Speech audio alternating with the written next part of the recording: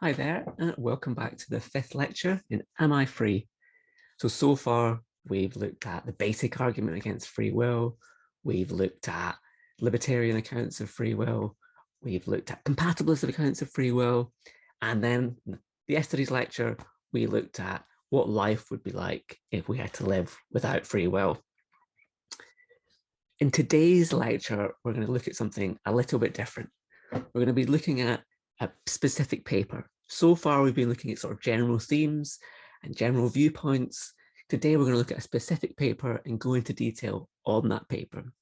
I think it's important to do that with this paper because it's both an influential and a difficult paper. It's one that many philosophers cite, many philosophers use as inspiration, but yet when you read it, you'll probably find, as I do, even now on my sort of 20th or 30th reading, that Strawson could have put a little bit more effort in being a little bit more clear about what exactly his view was and what exactly the arguments were. So today, we're going to take some steps towards understanding this difficult paper, and we're going to look at it and think, let's see if we can understand the different themes going on. I don't think we're going to cover every single thing that people have said about this paper because people have written a lot about it, but we're going to try and get some of the main ideas that have come out of it. So the first thing I want to note here is, perhaps you noticed, I think I alluded to it earlier, is that Peter Strawson, who wrote the paper Freedom and Resentment, is in fact Galen Strawson's father. So Galen Strawson is he's well known in debates about free will and moral responsibility for the basic argument. But yet his father had a completely different view to him. It's perhaps not surprising. We don't have to share the views of our parents, but it is interesting how differently it was. And what's even more interesting, I think, is that they're sort of operating under slightly different assumptions and slightly different ways of viewing things. So what we're going to see today is that Peter Strawson's own view provides a very interesting and novel way to respond to the basic argument. It very much denies a very crucial assumption that the basic argument makes. So as we'll see, the basic argument's kind of working within a kind of traditional view of the debates about free will and moral responsibility. Peter Strawson's aim is really to say that, look, something's gone wrong in the way we all think about this here.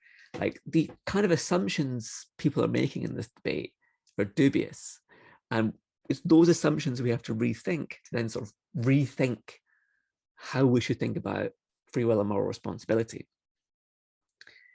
So as we'll see, Strawson has a very interesting way in which we can sort of respond to and undermine skepticism about free will. In this way, he ends up having a kind of compatibilist position, but really his view is not really compatibilist in the way that, say, Frankfurt or John Fisher's or Dan and Elkin's views are. So those views all kind of work with the traditional debate. And they say that free will and moral responsibility are compatible with the truth of causal determinism. Peter Strawson, on the other hand, sort of aiming to undermine those assumptions. There's all these kind of dubious assumptions everyone's making, and you've got everything wrong because of this. Your whole way of thinking about the debate, whether you're a compatibilist or a libertarian or a skeptic, is all wrong. So in the end, he ends up being compatibilist because he's going to say that, yes, free will and moral responsibility are compatible with the truth of causal determinism, but he's really not a compatibilist in the traditional sense. And he's not really arguing for compatibilism. Rather, he's arguing for a new way of thinking about, or a different way of thinking about the problem of free will and moral responsibility. And as a result of that new way of thinking about it, we get compatibilism. So yeah, I've covered some of what I say in this slide already. The main thing that Strawson thinks that we're getting wrong is Peter Strawson. So be clear to be talking about Peter Strawson throughout. The main thing that Strawson thinks that people have gotten wrong is they focus on metaphysical issues rather than more practical ones. So your compatibilists and libertarians and hard incompatibilists and hard determinists and all these people in the traditional debate, they're at root having a metaphysical debate. They're trying to see, well, if causal determinism is true, can we still act freely and can we still be morally responsible for what we do?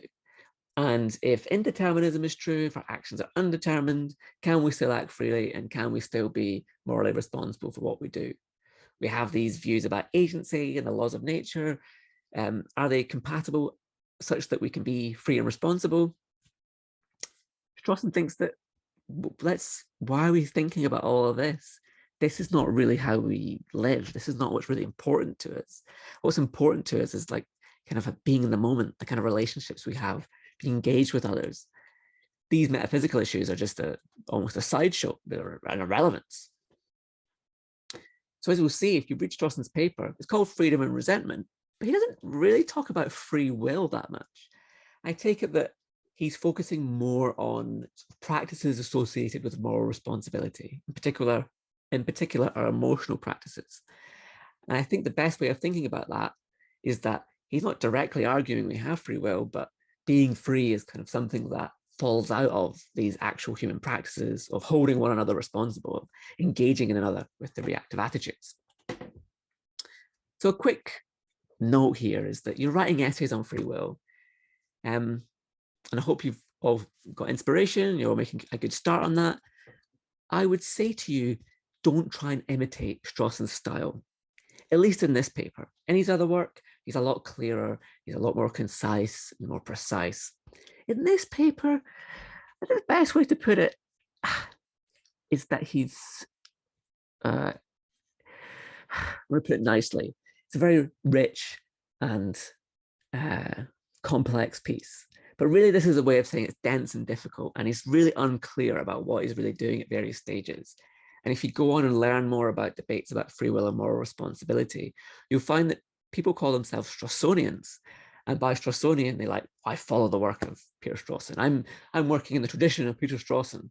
And it can mean like a million different things by this. That's an exaggeration, but I'd say at least 10 or 15 different ways of what it means to be a Strawsonian, because everyone reads this paper and is inspired by it, or everyone who reads it and is inspired by it seems to have a slightly different view of what Strawson was doing and what he means.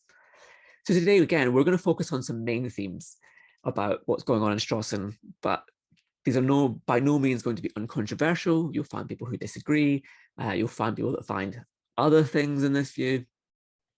Again, philosophers can be quite difficult. And it doesn't help that Strawson himself has been less than clear here. So again, there's a lot to learn from Strawson, but don't imitate his style. Try and be as clear as possible. So we're going to look at these various components of Strawson's view today.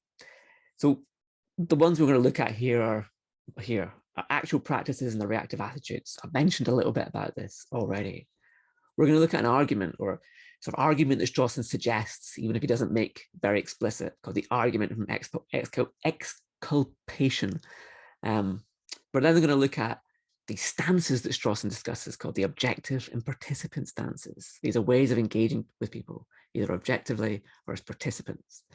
We're then going to look at a practical rationality argument and a psychological impossibility argument.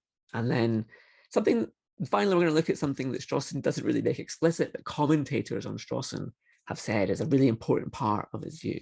And this is the reversal thesis. And this way of thinking about it, the reversal thesis, and the way that we're going to look at it really helps to get to the root of what's kind of novel about what Strawson's doing, and the way in which the kind of view he's giving is really trying to sort of understand the problem of free will and moral responsibility in an entirely different way.